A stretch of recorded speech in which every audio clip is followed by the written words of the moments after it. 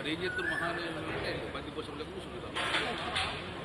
స్పందించాలి కదా మంత్రులు, ఎప్పుడు స్పందించారు? వచ్చినప్పుడు చెక్ రాసి చెక్ రాసి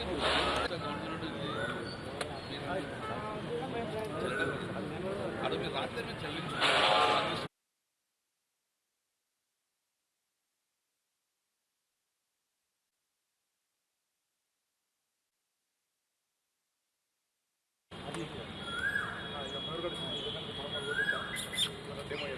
తెలంగాణను ఒక గొప్ప నగరంగా తీర్చిద్దాం.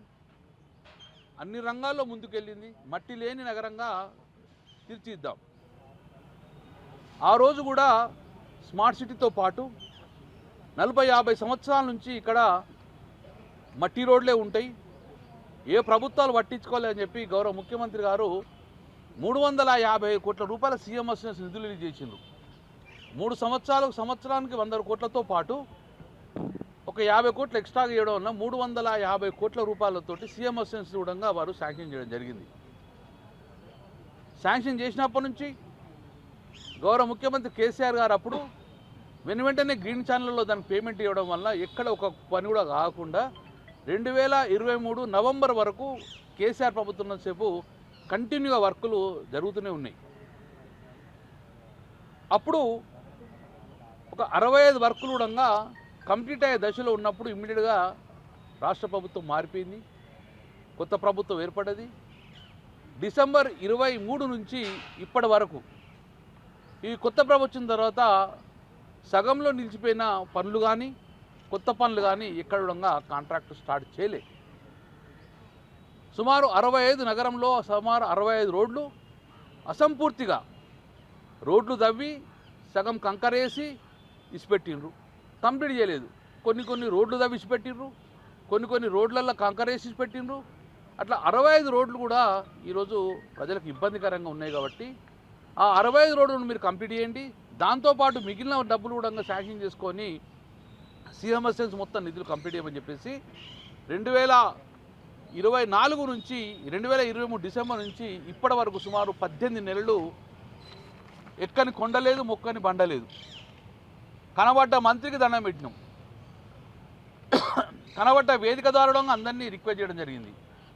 ఇటు ఉత్తమ్ కుమార్ రెడ్డి గారికి, ఇటు గంగుల పొన్నం ప్రభాకర్కు, ఇటు శ్రీధర్ బాబు గారికి, మొన్ననే చేంజ్ అయిన మా యొక్క తుమ్మల నాగేశ్వరరావు ఇన్ఛార్జ్ మంత్రి కూడా రిప్రజెంట్ చేయడం జరిగింది. మరి 18 నెలల నుంచి పనులు జరగకపోతే ప్రజలు ఎలాంటి ఇబ్బంది పడతారు? 10 సంవత్సరాలు వేగవంతంగా జరిగిన నగర అభివృద్ధి ఒకటేసారి స్విచ్ ఆఫ్ చేసినట్టు ఆగిపోవడం వలన ప్రజలు ఇబ్బంది అవుతున్నారు. కాబట్టి ఇది 6వ రిప్రజెంటేషన్. కలెక్టర్ గారికి కూడా త్రూ కలెక్టర్ గవర్నమెంట్కి రిప్రజెంట్ చేశాం ఇది కంప్లీట్ చేయమని చెప్పి. ఈరోజు కూడా చివరిగా ఇక కొత్త కమిషనర్ వచ్చిండు, మీరన్న ప్రెజర్ చేసి మీరు శాంక్షన్ చేసిన రోడ్స్ మొత్తం కంప్లీట్ చేయమని చెప్పి రిప్రజెంట్ చేసి జరిగినాము. ఎక్కడ కూడా ప్రతి ఒక్కరికి దండం పెట్టి కూడా చెప్తున్నాం, ప్రజలు ఇబ్బంది పడుతున్నారు, ఇబ్బంది చేయకండి, కక్ష సాధింపు చేయకండి అని చెప్తే కూడా ఫలితం లేదు. కాబట్టి ఈ కూడా మరొక్కసారి గవర్నమెంట్కు కమిషనర్ గారికి ఇచ్చి కమిషన్ ద్వారా గవర్నమెంట్ పంపడం జరుగుతుంది. రెండోది, షైనింగ్ సిటీ కరీంనగర్ అని పెట్టుకున్నాం. షైనింగ్ సిటీ అంటే వెలుగు జిలుగుల మధ్యన కరీంనగర్ నగరాన్ని ఉండే, ఎక్కడ చూసినా కూడా మంచి ఎల్ఈడి లైట్స్ తోటి కరీంనగర్ మొత్తం ఉండగా రాత్రిపూట అవడంగా ఎంతోమంది కూడా ఈ కరీంనగర్ షైనింగ్ సిటీ అనే విధంగా అద్భుతంగా మేము ఎల్ఈడి లైట్స్ పెట్టాం. గత 6 నెలల నుంచి ఈ ప్రభుత్వం వచ్చినప్పటితో పాటు 6 నెలల నుంచి ఒక్క లైట్ వెలుగుతలేదు మ్యాక్సిమం. అంటే దగ్గర 30-40% లైట్లు వెలుగుతలేవు. గతంలో కొన్ని ఫెయిల్ అవుతుండే, వెలుగపోతుండే. కానీ ఇమ్మీడియట్గా మేము రెస్పాండ్ అయ్యి ఆ ఒక్క లైట్ను రీప్లేస్ చేయడం వల్ల షైనింగ్ సిటీ అట్లనే షైనింగ్ సిటీగా ఉండే, కానీ ఈరోజు బ్లైండ్ సిటీగా మారిపోయింది.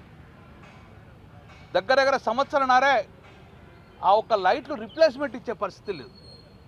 నిధులు లేవంటారా ఏమవుతుందో. ఈరోజు మేము మళ్ళీ ఒక్కసారి రిప్రజెంట్ చేసినాము, ఎక్కడైతే వెలుగని లైట్లు ఉన్నాయో వెంటనే మొత్తం రీప్లేస్ చేసి వెలిగించండి. ఇప్పుడు ఈరోజు చాలామంది కూడా ఈవినింగ్ వాకింగ్ చేస్తారు ట్రాక్ల దగ్గర, ఎక్కడ లైట్లు వెలిగించమని చెప్పినాం. దొంగతనం జరిగే అవకాశం ఉన్నాయి కాబట్టి, యాంటీ సోషల్ ఎలిమెంట్స్ రెచ్చిపోయే అవకాశం ఉన్నాయి కాబట్టి దాన్ని కంప్లీట్ చేయడం జరిపింది.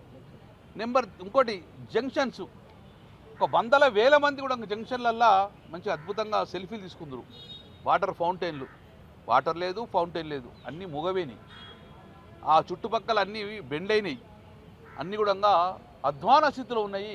ఐలాండ్స్ కూడా దాన్ని డెవలప్ చేయాలి, దాన్ని రిపేర్ చేయాలని చెప్పేసి మేము డిమాండ్ చేయాలి. నాలుగొక ఇష్యూ, కరీంనగర్ ఒక గొప్ప నగరం. ఈ రెండు రాష్ట్రాలలో, తెలుగు రాష్ట్రాలలో ఇంత పెద్ద రిజర్వాయర్ పక్కకున్న కార్పొరేషన్ సిటీ ఏది లేదు. కరీంనగర్కు ఆనుకొని ఉన్న 24 టీఎంసీల నీళ్లున్న వాటర్ బాడీ ఉన్న నగరం ఏది లేదు, ఒకటే కరీంనగర్. కానీ మేము అది చూసే ఈరోజు ప్రభుత్వం, కేసీఆర్ గారు ప్రభుత్వం ఆ రోజు కేటీఆర్ గారు ఆధ్వర్యంలో డైలీ వాటర్ ఇచ్చే స్కీమ్ స్టార్ట్ చేస్తాం. డైలీ వాటర్ ఇచ్చినాం. ఉన్న వాటర్ను తీసుకొని పైప్ లైన్ డిస్ట్రిబ్యూట్ చేసుకొని డైలీ వాటర్ ఇవ్వడం జరిగింది. డైలీ వాటర్ తోటి నా చిరకాల వాంఛ, నా ఇష్టమైనది ప్రతిరోజు 24/7 ఎప్పుడు నల్ల ఇస్తే అప్పుడు నల్ల ఇవ్వాలని చెప్పేసి ఆ రోజు స్టార్ట్ చేయడం జరిగింది. 24/7 కూడా పైలట్లా మేము స్టార్ట్ చేయడం జరిగింది. ఈరోజు 24/7 లేదు, డ్యామ్లో నీళ్లు లేవు, మున్సిపాలిటీ అస్తవ్యస్తం, 3 రోజులకు ఒకసారి నీళ్ళు ఇచ్చే పరిస్థితి వచ్చింది. ఎండాకాలం ఇచ్చింది, ఇప్పుడు డైలీ వాటర్తో పాటు ఇవన్నీ మున్సిపాలిటీ 3 రోజులకు నీళ్ళు ఇచ్చే పరిస్థితి వచ్చింది. నేను ఇమ్మీడియట్ చెప్తున్నాను, ఇమ్మీడియట్గా టెక్నికల్ ప్రాబ్లమ్ సాల్వ్ చేయండి, రెక్టిఫై చేసుకొని డైలీ వాటర్ 24 అవర్స్ సత్తారో ఉత్తరో మాకు తెలియదు, మీతో రైతుదో కాదు తెలియదు, కానీ డైలీ వాటర్ స్కీమ్ను కొనసాగించమని చెప్తున్నాం.